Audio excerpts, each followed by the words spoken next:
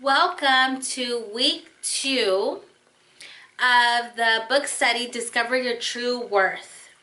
I hope everybody had a chance to leave some comments and some feedback of how you enjoyed chapter 1 about finding our power. And I also hope that you have made the decision to tap into the power that God has given you. Chapter 2 is all about our need to love. And honestly, this is one of my favorite chapters because in this chapter, I share with you a personal story that has really transformed my life and how I see others and how I also see the time that I have here on earth.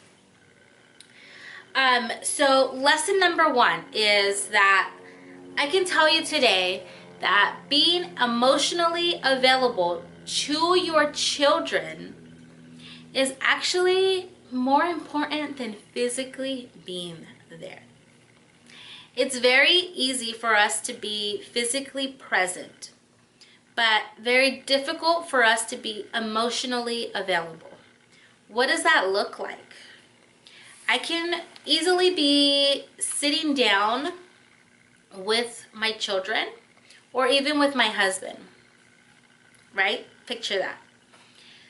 But if your mind and your heart are somewhere else, both your children or your spouse can feel it. Let's not even mention children or spouse. Let's say you're a teacher.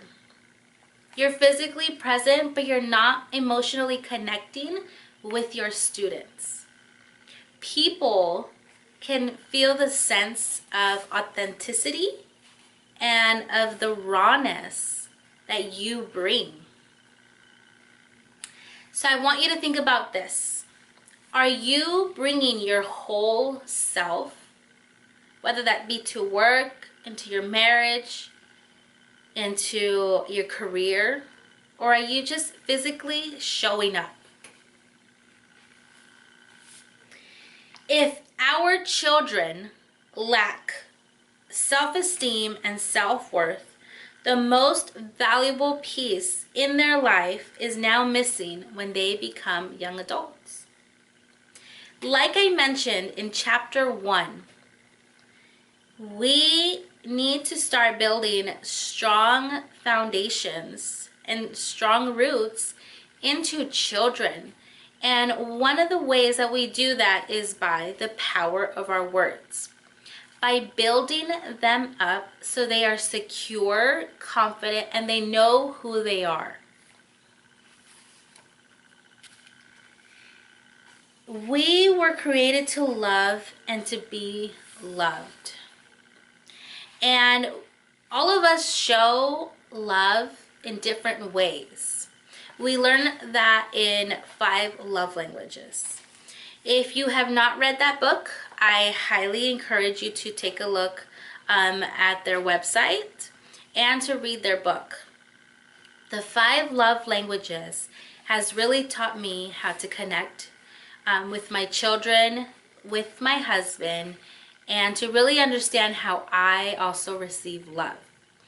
So when I started She Became, I made some custom little I am cards.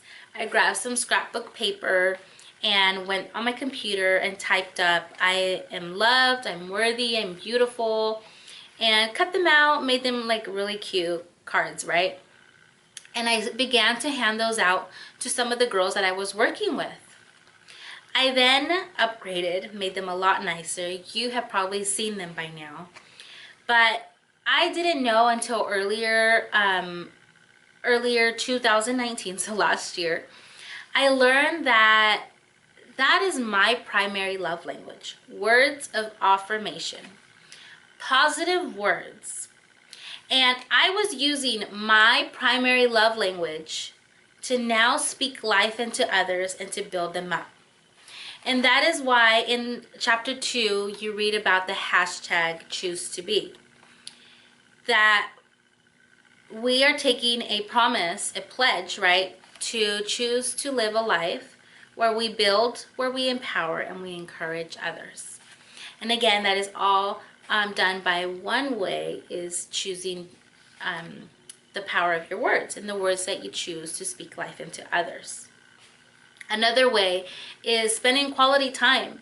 Just like I was mentioning, that you can be physically present, but if you're not emotionally there, then the connection is not there, and everyone can sense that.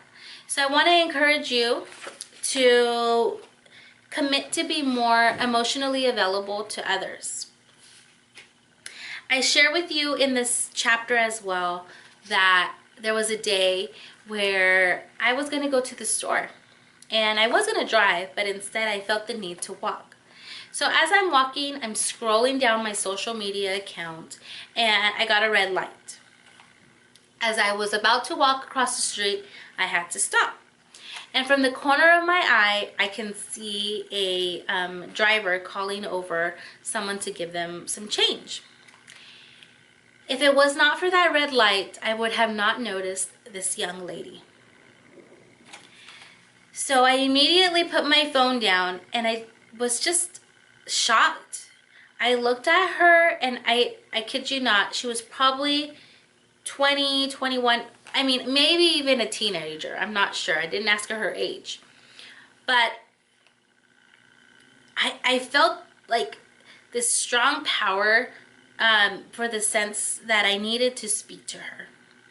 So I went up to her. I was just letting her know how beautiful she was, and how she didn't have to be there. There was many different resources that she can connect with, right? But as I began to speak life into her, she began to cry.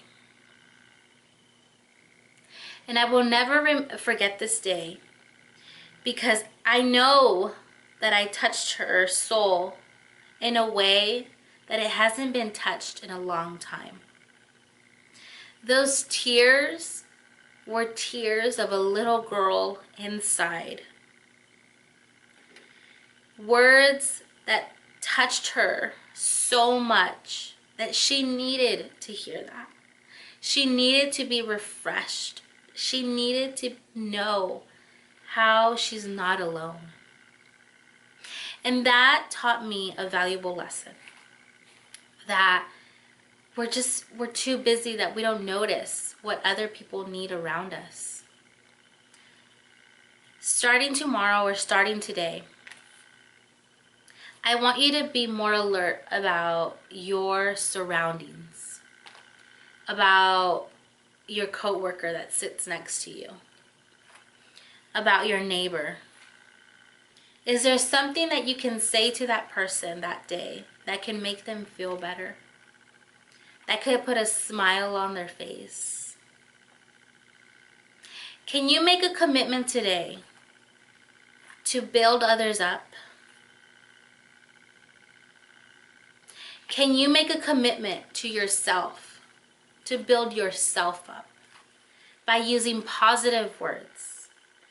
Enough of being harsh on yourself. We are not perfect.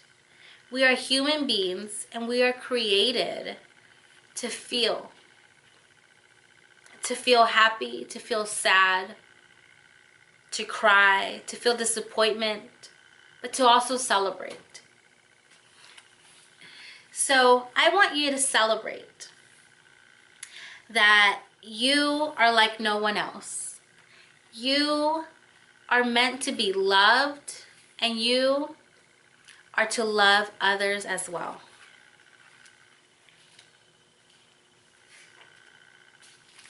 Be willing to be interrupted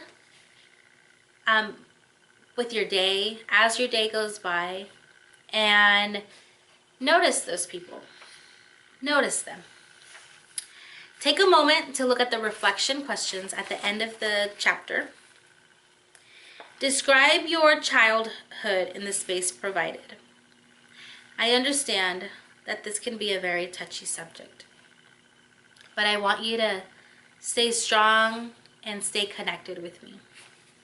And if you don't feel comfortable writing it down, you have permission to not do it. It's okay. There's a time for everything. I want you to also think about your friends' interactions and experience in school. I want you to write down how your parents raised you, nurtured you, and your life at home. What were your friends like? Were you bullied? Were you positively influenced? What was it like?